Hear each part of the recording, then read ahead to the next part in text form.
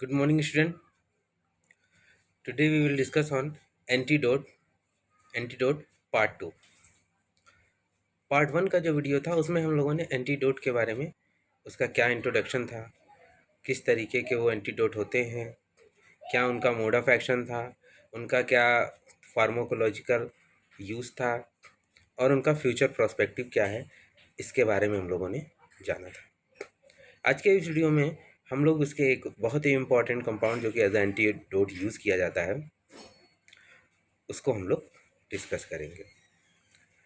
तो इससे पहले कि हम लोग उस कंपाउंड को डिस्कस करें, उसका एक जनरल सा एंटीडोट का एक इंट्रोडक्शन ले लेते हैं।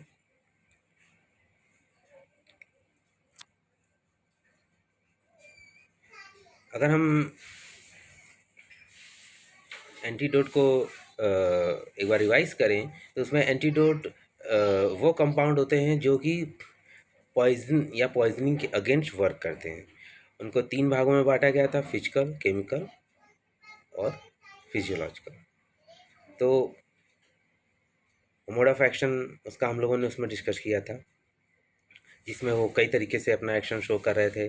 कहीं पर वो केमिकल का नेचर बदल दे रहे थे, जिसमें वो केमिकल एंटीडोट कहला रहे थे।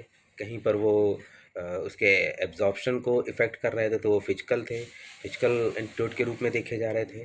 कहीं पर वो पॉइज़न के अगेंस्ट एक तरह से आप कह सकते हैं कि उसके उल्टे रिस्पॉन्स को दे रहे थे, यानी वो पॉइज़न जो है वो टॉक्सिक था, उसको नॉन टॉक्सिक कर रहे थे। इसमें फिजियोलॉजिकल थे।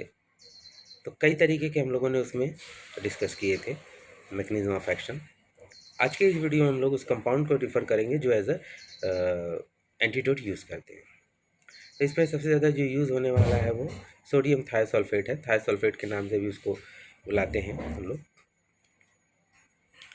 तो sodium thiosulphate also referred to disodium salt or thiosulfuric acid.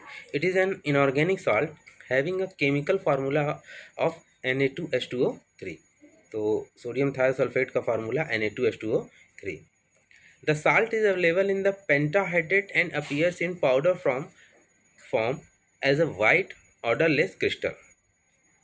Pentahydrate form के साथ अवेलेबल होता है, यानी 5 H2O के साथ ये अवेलेबल होता है। वाटर के मॉलिक्यूल 5 मॉलिक्यूल इसमें प्रेजेंट होते हैं। ये वाइट होता है, ऑर्डरलेस होता है, और जब ये डिकम्पोज होता है, व्हेन डिकम्पोज टू सल्फेट और sulphide in the air, thiosulphate salt possess an alkaline nature. तो ये एल्कलाइन नेचर में हो जाता है। तो ये इसका कुछ जनरल इंट्रोडक्शन था। आगे हम लोग इसकी जो फिजिकल प्रॉपर्टीज़ होती है उस पर डिस्कस करेंगे। तो फिजिकल प्रॉपर्टीज़ की बात करें तो thiosulphate is a bright crystalline crystal which is odourless and highly soluble in water. Thiosulphate जो होता है वो चमकीला क्रिस्टल का एक क्रिस्टलाइन एक क्रिस्टल की तरह होता है और ऑर्डरलेस होता है, हाईली सॉल्युबल इन वाटर होता है।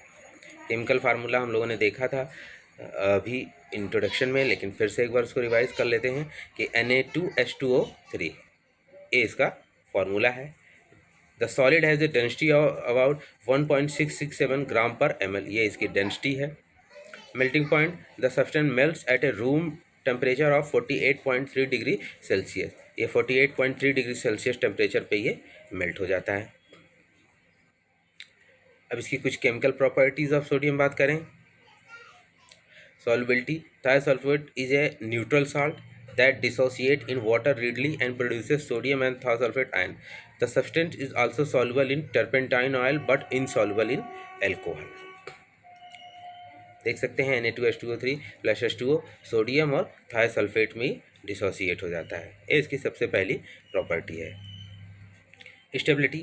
From the structure of thiosulfuric acid, it is clear that this inorganic solid is highly stable. ये बहुत stable होता है. It is highly compatible with some of the strong acid and strong oxidizing agent. However, when react with dilute acid, the substance gets decomposed to produce sulfur. वैसे stable होता है, but जब इसका decomposition होता है तो ये सल्फर प्रोड्यूस करता है। रिएक्शन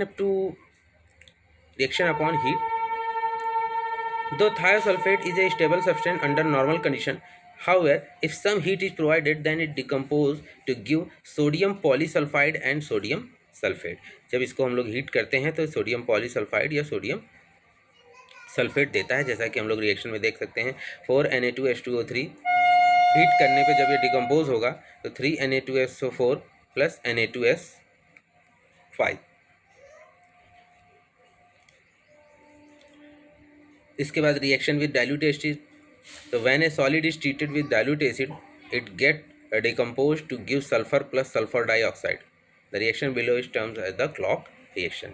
आप देख सकते हैं इसको जब डाइल्यूट एसिड से रिएक्ट कराया जाता है तो सल्फर और सल्फर डाइऑक्साइड ये देता है, जैसा कि हम लोग रिएक्शन में देख सकते हैं। Na2H2O3 plus 2HCl 2NaCl plus sulphur dioxide plus H2O। इसका रिएक्शन अगर हम एक्वस सॉल्यूशन ऑफ आयोडीन से करा दें तो सोडियम थायोसल्फेट रिएक्ट्स इन इक्विमिलर अमाउंट, यानी बराबर की मात्रा with aqueous solution of iodine. That is why the solid is widely used in laboratories for titration based on iodine. तो थायोसल्फेट जो होता है वो इक्विमिलर अमाउंट में इससे रिएक्ट करता है, एज अ टाइट्रेशन के रूप में इसको यूज़ किया जाता है। अब अगर हम स्ट्रक्चर ऑफ सोडियम थायोसल्फेट पे थोड़ा देखना चाहें तो having a chemical formula as Na2H2O3, thiosulfate is an ionic compound that consists of two cation of a sodium atom, that is sodium plus, and a negatively charged anion of thiosulfate, that is H2O3. From the thiosulfate structure, it is clear that the central atom S forms one bond with sulfur and other bonds to 3 oxygen atoms. The central atom forms 2 bonds with each atom single and double possessing resonance character.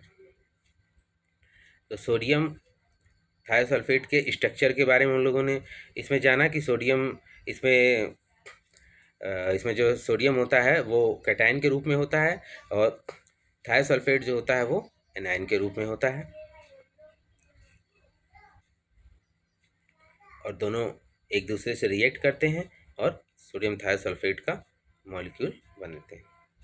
Preparation of sodium thiosulphate की बात करें तो sodium thiosulphate is usually prepared by heating sulphur along with aqueous sodium hydroxide solution और by using aqueous sodium sulphide solution.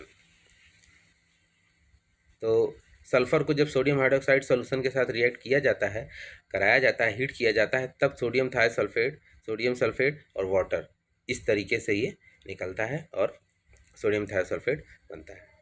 The structure of thiosulfuric acid shows that the solid also occurs in a monoclinic crystalline structure.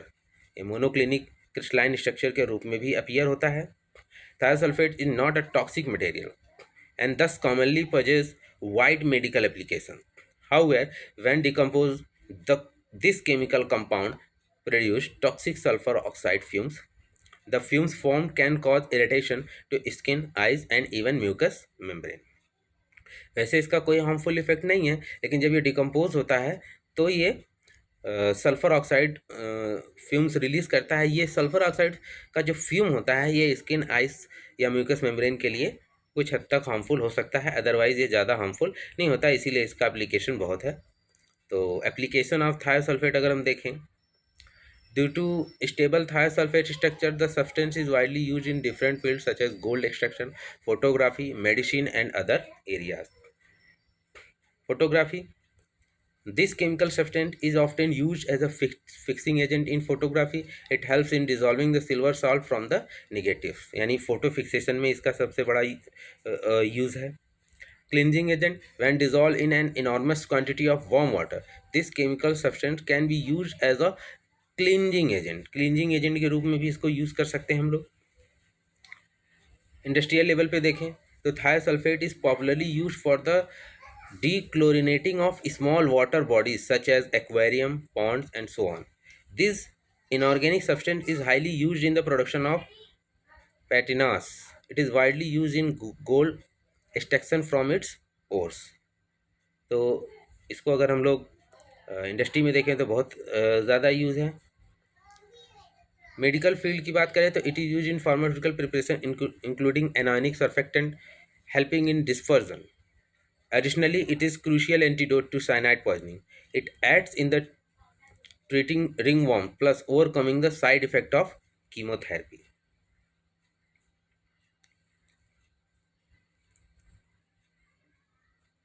तो आज के इस video में हम लोगों ने sodium thiosulphate जो कि एज ए एंटीडोट यूज होता है बेसिकली इन साइनेड पॉइजनिंग में, उसके केमिकल स्ट्रक्चर को स्टडी किया,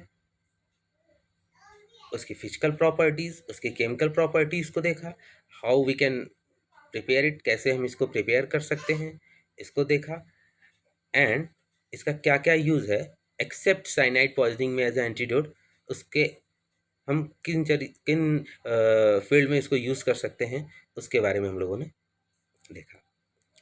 it is a very important compound regarding preparation and its use as a antidote. तो इसको आप स्टडी करें. Thank you.